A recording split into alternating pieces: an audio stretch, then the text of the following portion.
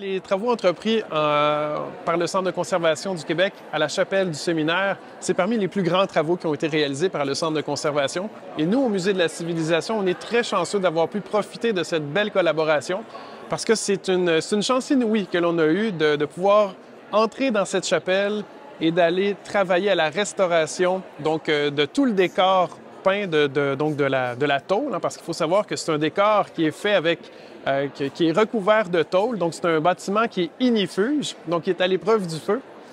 C'est un bâtiment qui est unique en soi, hein? Donc, c'est pratiquement une des seules chapelles dont l'intérieur, dont le décor est recouvert de tôle là, à Québec. C'est une chapelle qui a été inaugurée en 1900.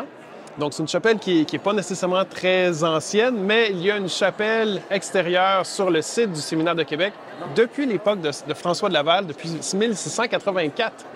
Donc, sur le site même ici, on parle d'une chapelle qui est là depuis 1750-1752.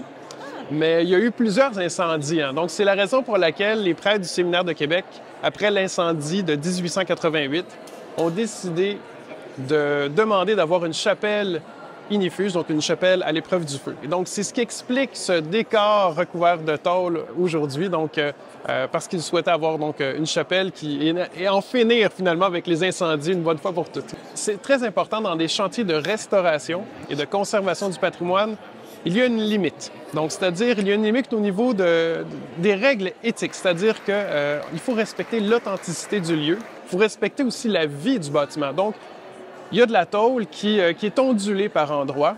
Il y a certains éléments qui sont déformés.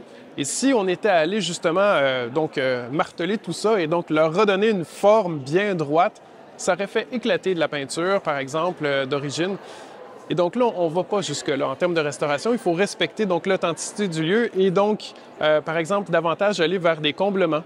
Aller ajouter des pigments là où il y a eu de la perte de matière, par exemple. Donc, on va pas aller en termes de conservation du patrimoine, aller travailler cet objet-là pour fausser aussi son historicité et l'aspect qu'il a aujourd'hui.